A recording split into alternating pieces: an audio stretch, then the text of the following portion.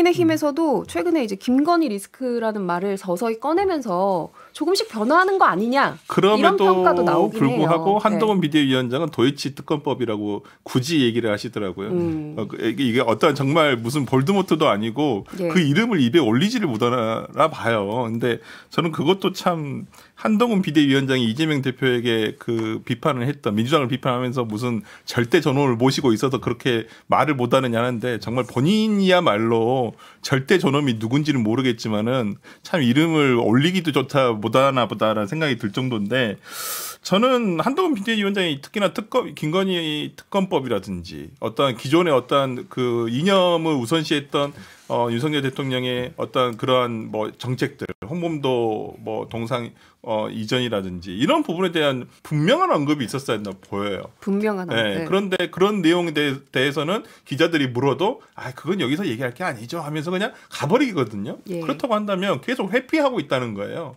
근데 이것이 불꽃이 올라가서 터지고 그냥 사그라들면 그 다음에는 그냥 그 원래 있던 광경이 보일 뿐이에요. 그러니까 지금은 한동훈이라는 정말 아까 말씀해 주신 신상 효과인데 이거에 대해서 이제 본질적인 부분, 정무, 정책, 그다음에 총선을 대비하는 어떠한 내용들 이제 그런 걸 가지고 판단을 하는 거예요. 그러니까 중도층 양측의 30%, 35%는 결국 정해져 있습니다. 근데 중간에서 중도층이 어떻게 볼 것이냐에 따라서 저는 결과가 달라진다고 보는데 중도층에서는 그런 걸 보는 거예요. 한동훈이라는 사람 신기는 하죠. 맨날 저렇게 뭐 국회에 싸웠던 사람인데 지금 내 눈앞에 있으면 저도 가서 한번 사진 찍어볼까 이렇게 하겠죠. 근데 그게 아니라 보통 이게 조금 지나가면 이제 판단할 때 그럼 너 뭐 할 건데 이런 얘기를 물어볼 수밖에 없어요. 그렇기 때문에 저는 뭐 이준석 대표가 정확하게 짚었다고 보여요. 그러니까 바뀌어야 될 건 윤 대통령인데 바뀌어야 될 분은 아무 말씀 안 하시고 계시고 그러면 그걸 바뀌라고 얘기해야 될 한동훈 비대위원장은 그런 말조차도 못하고 있는 것이 여전히 그대로 가고 있다라고 보입니다. 제가 그저께까지는 국힘 소속이었잖아요. 정확하게 이틀 전까지. 그때는 항상 어떤 윤석열 대통령의 발언 내지는 인사 이런 게 나오면 생각나는 노래가 있었어요. 왜 슬픈 예감은 들린 적이 없나 한 번도 저 들린 적이 자리가 없어요. 이상한 것 같아요. 저 자리에 앉으면 뭔가 장기자랑을 하고 싶은가 봐요. 아니 왜냐하면 FM이야. 10월 11일 날 강서구청장 보궐선거 참패를 했잖아요. 그리고 나서 윤석열 대통령이 바뀔 것 같은 모습을 보였어요. 국민은 늘 옳다. 그리고 이념보다는 뭐 민생이다. 근데 1월 초에 나온 대통령의 신년사를 보면 완전히 2달 전으로 완벽하게 돌아갔어요. 그러니까 뭐 이권 패거리 카르텔 뭐 이런 얘기가 하면서 워딩이 똑같아졌어요. 그러니까 강서구청장 선거 전으로 그냥 돌아갔는데 최근에 인사도 그렇죠. 인사 면면을 봐도 바뀐 게 없어요. 근데 이렇게 바뀌지 않고서는 여당이 선거를 치르기가 어렵거든요. 더군다나 수도권에서 좋은 성적을 거둔다는 것은 거의 불가능에 가깝습니다. 그러다 보니까 이준석 전 대표가 횟집에서 제일 중요한 회가 바뀌어야지 반찬 바뀐다고 그게 장사가 되냐 이 얘기는 매우 적절한 비유인 것이죠. 근데 안 바뀔 것 같아요. 근데 그 바뀌어야 된다라는 그 신호탄이 사실은 김건희 특검법에 대한 거부권 여부였잖아요. 당 내에서, 그러니까 국민의힘 내에서는 좀 이거 거부권 하면 안 된다라는 목소리는 없었나요? 공개적으로 목소리 난 거는 거의 없었고요. 제가 가끔 방송에서 이거 해야 된다 이거. 다만 특검의 수사 개시 시점만 총선 직후로 변경하는 수정안을 국힘이 먼저 내자. 그래서 여야 합의로 처리하고 대통령 거부권 행사 안 하는 거로 이 문제를 정리해야 총선을 치를 수가 있지. 이거 거부권 행사해 갖고는 총선 안 된다라는 얘기를 방송에서 했는데 김재선 위원장이 아까 얘기한 대로 뒤에서는 다 그런 얘기들을 해요. 뒤에서는 공개적으로 얘기하는 사람이 없을 뿐이지. 그러나 저처럼 그러니까 예를 들면 김영남 의원님처럼 시기 조정을 한다든지 아니면 저희가 받아들이되 뭐 특별감찰관이나 제2부속실을 같이 해야 전향적으로 돼야 된다든지 이렇게 말하자면은 김건희 특검법에 대해서도 우리가 이거 어영부영할 게 아니다라고 주장한 사람들의 공통적인 특징은 당에서 힘이 하나도 없는 사람들이에요. 네. 언제 날아가도 맞죠. 이상한 사람. 이제 이런 사람들만 말하자면 이제 목 내놓고 이런 이야기를 하는 건데. 예. 그러니까 영남에서는 일단 공천 자체가 너무 중요한 이슈가 돼버리다 보니까 이걸 금기처럼 쉬쉬했던 거지만은 선거가 가까워질수록 이게 그냥 마냥 미룰 수 있는 문제는 아니게 된 거잖아요. 전 국민이 다 지켜보고 있는 상황이기 때문에. 그래서 이야기는 했지만은 앞으로 뭐 모르겠습니다. 이게 우리가 재의결을 이제 곧 해야 될 거고 여기에 대해서 아직까지 우리 당이 대응할 만한 그리고 좋은 모습을 보여줄 만한 기회가 남아있기 때문에 저는 그래도 뭔가 달라지지 않을까라고 그러니까 희망을 좀 섞어봅니다. 최근에는 이제 국민의힘 중진들까지도 김건희 리스크를 언급을 하면서 관리를 요구하고 있는 상황인데 아무래도 거부권 행사 이후에 민심에 좀 영향이 있다고 판단한 게 아닌지 이런 생각도 들거든요. 광고를 일단 듣고 와서 이 얘기 이어가도록 하겠습니다.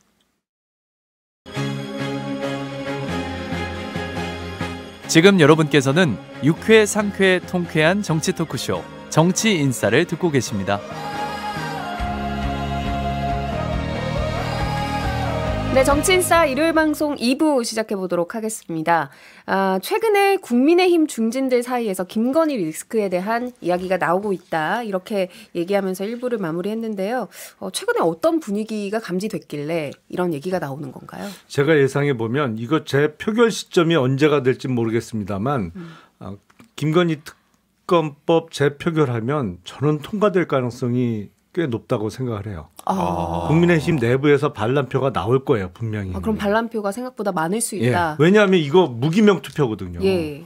그래서 이거를 이 상태로 대통령 거부권 행사하고 재표결해서 폐기하는 쪽으로 가면 도저히 선거를 못 치른다.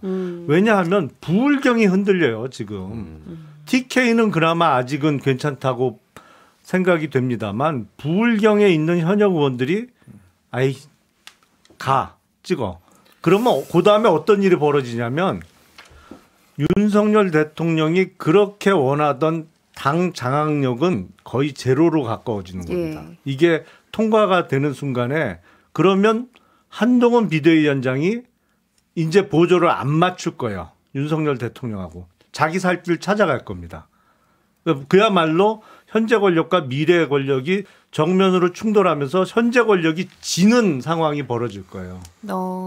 그러면 같이 움직여야 될 한 위원장과 이제 용산이 좀 찢어지는 모양새 아닌가요? 한동훈 위원장도 자기 살 길 찾아가야죠. 이제는 뭐 같이 죽을 수는 없다. 이런 상황이 벌어질 수 있어요. 이거는 전화 인터뷰를 한번 해봐야 될 것 같은데. 한 위원장하고. 근데 시기가 너무 빠른데요. 그러면 진짜 집권 이제 2년 차이, 이제 3년 차이고 횟수로 치면 이제 기간이 이제 2년 남짓이 되는 건데 총선이 끝나면. 근데 결국에 대통령의 권력도 국민의 지지에서 나오는 겁니다. 국민의 지지가 이렇게 약하면요, 권력 행사가 제대로 먹혀들지 않아요. 지금 보세요. 사실은 검찰에서 이 김건희 그 사건, 도이치모터스 주가 조작 사건을 왜 아무런 결정을 안 하고 잡고 있겠어요. 원래 대통령의 권한이 세고 국민의 지지가 높으면요, 그냥 눈 감고 무혐의 결정을 할 수도 있어요. 일부 올바르지 않은 검사들이라면 그런 그릇된 결정을 할 수도 있는 상황인데 안 하잖아요, 지금. 그러니까 맞아요. 말씀하시죠. 그러니까 사실은 이제 이게 또 어떤 이슈가 있냐면, 예를 들면 비국힘 200석론을 하면, 개헌론을 얘기하면 시민분들께서는 정치권이 오만하다, 아무리 심판론이 득세하더라도 라고 얘기할 텐데, 김건희 특검을 하기 위해서 200석이 필요합니다. 노란봉투법을 하기 위해 200석이 필요합니다. 이태원 특별법을, 전세사기법 특별법 이런 것들을 하기 위해서 200석이 필요합니다라고 하는 민생 200석 연대론 같은 게 나올 수가 있는 거거든요. 지금 얘기하시는 거 아니에요? 정의당에서. 아니요.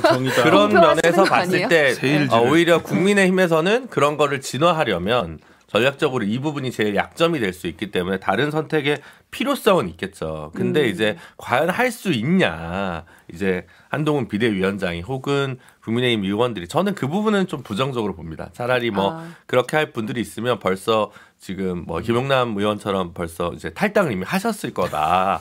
그런 분들은. 그래서 제가 볼 때 현재 국민의힘에 남아 있는 분들이 그런 선택을 할 가능성에 대해서 좀 낮게 봅니다. 해도 뭐 한 7, 8명까지 될 수 있겠지만 20명까지 과연 될 것이냐라고 하는 부분에서 부정적으로 본다는 거죠. 제가 이렇게 열심히 유도해 놨는데 그걸 찬물을 확 던지시네. 아니, 저도 솔직히 이제 뭐 김준우 위원장님 말씀하신 거에 조금 이어간다 그러면 저는 김건희 특검법에 대해서 뭐 찬성 내지는 뭐 전향적 태도를 보인 이렇게 말씀을 드렸지만 반란표는 안 나왔으면 좋겠는 게 왜 그러냐면 왜요? 반란표가 나오면 너무 부끄러울 것 같아요. 왜냐하면 이 한 달 사이에 악법이 좋은 법으로 바뀔 리는 없었을 거 아니에요. 한 달 사이에 바뀐 사정이라고 한다 그러면 내 이름을 걸고 투표를 하느냐 내지는 내 이름을 걸지 않고 투표하느냐 그다음에 그 전에 공천 여부가 결정되어 있느냐 이 변수는 이거 하나밖에 없는 거거든요. 법 자체가 바뀐 게 아니에요. 갑자기 나쁜 법이 되거나 갑자기 좋은 법이 된 게 아니잖아요. 그러면 반란표가 나왔을 때 그 반란표의 의미는 철저하게 공천이 어려울 것 같다.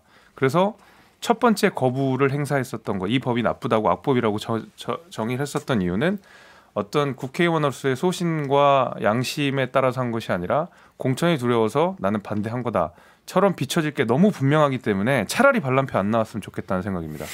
아니 근데 지금 이 특검법에 관한 여론 자체는 굉장히 높잖아요. 근데 여론 비율로 의석수를 계산을 해보더라도 국민의힘에서도 분명히 찬성하시는 분들이 계실 거란 말이에요. 그게 저는 공천 여부로 저는 그분들에 대한 폄하를 하는 것은 아니라고 보여요. 본인들의 어떤 소신에 따라서 충분히 할 수 있는데 이제까지는 당론이라는 것이 있었으니까 아무래도 그냥 다 퇴장해 버렸잖아요. 제일 처음에 하면서. 근데 만약에 공천 여부라든지 이런 부분들이 어느 정도 뭐 기정사실화 된다고 하면 안 들어버리면 되거든요. 전화기 꺼놓고.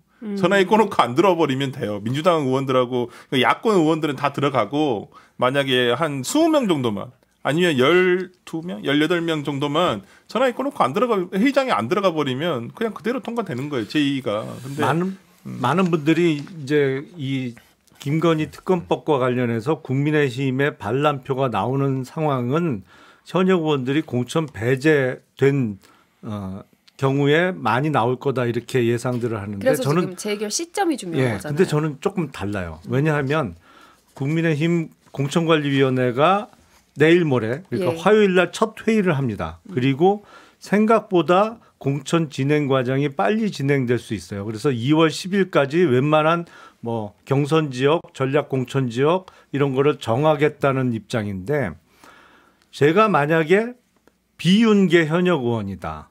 그러면 제가 공천 배제 결정이 나기 전에 이 재 표결을 통해서 이 법이 통과돼요. 그러면 대통령실의 당 장악력은 급속히 약화될 수밖에 없거든요. 그러면 공천에 대한 어떤 방향이 결정되기 전에 이거를 통과시켜 버리면 대통령실에서 당을 어떻게 컨트롤할 방법이 없어요. 그때부터는 정말 분리가 됩니다. 용산과 국민의힘은. 저는 그런 방법을 쓸 것 같아요. 그런데 사실 본질적으로 물론 이게 이제 무기명 투표고 여의도의 원칙과 상식은 공천과 당선이기 때문에 뭐 분노에 찬 이제 뭐 그런 거부권을 행사할 수 있다 이렇게 추론할 수 있지만 사실은 또 한편에 이런 걸 좀 봐야 돼요. 그러니까 이게 여론이 안 좋기 때문에 선거에 불리하기 때문에 전략적 선택을 해야 된다. 우리 이제 야권 쪽의 정치인들이나 패널들은 그런 얘기를 하죠. 근데 지금 이 국민의힘 현역들 중에 그런 생각을 고민하실 분은 수도권 몇 분밖에 없고 영남은 아무 상관이 없어요. 그 유승민 딜레마라고 하는 것이 유승민 대표의 행보가 수도권에서 호가 많은데 영남에서는 결국 배신자 낙인을 찍어버렸단 말이에요. 그런 거 똑같은 거예요. 제가 국민의힘에서 어떤 그 정치인이 그런 선택을 했을 때 영남에서는 배신자라고 그럴 거예요. 아무리 그래도 어려울 땐 말이야. 하나의 대우로 가야지. 네가 거기서 이탈하면 어떡해. 라고 하는 비율의 그 유권자를 가진 대상으로 하는 현역 의원들이 압도적인 비율이 많기 때문에 그럼 이제 수도권에서 고군분투하는 김재섭 위원장이나 김용남 의원 뭐 지금 다른 당으로 가셨지만 이런 얘기를 하지만 현역들은 야 내가 서 있는 땅의 풍경은 달라라고 얘기할 거란 말이에요. 지금 그러다 하더라도 조금 그 뭐 큰 것도 아니고 뭐 결혼 전이고 뭐 이런 식으로 얘기하는 유권자들의 소리가 훨씬 더 많이 들릴 거란 말이죠. 그런 고민까지 이제 같이 봤을 때 저는 이제 이탈률이 굉장히 낮을 것이다라고 보는 거예요. 영남 의원님들의 선당 후사가 필요한 때네요. 근데 네. 선당 후사는 저는 양당에서 본 적이 없어요. 선사 후사를 주로 봤어요. 아니, 선당 후사가 필요한 시점이다. 김준우 위원장 말씀대로라면 김건희 여사가 공식석상의 모습을 안 비칠 이유도 없는 거 아니에요? 그 아니 안 보이는 건 안 보이는 거지만 그러니까 가만 있자. 가만히 있자. 가만히 있자. 떡밥을 주지 말자 정도. 네. 그러니까 예를 들면 한동훈 장관이 50억 클럽에 대해서는 그럼 바로 수용하겠다고 초기에 치고 나가거나 아니면 김용남 의원님처럼 뭐 시기를 조절하자고 얘기하거나 지금도 제2부속실 설치는 필요하다. 근데 특별감찰관은 협의하겠다라고 했어요. 그건 어차피 야당의 그 표가 필요한 아니 그렇긴 문제잖아요. 하죠. 근데 예를 들어 특별감찰관과 지금 그동안 북한 인권재단 이사 문제를 이제 결박시켜 놨는데 이걸 떼고 특별감찰관 임명권을 야당한테 주겠다. 쿨하게 툭 가면 차라리 이게 논점이 확 하고 광폭 행보가 되는데 그것도 협의하겠다라고 얘기하는 거는 이 폭이 김건희 특별법을 못 받더라도 다른 옵션들 중에 이제 최하의 옵션까지 가고 있는 거예요. 큰 의미가 없다는 거죠. 예.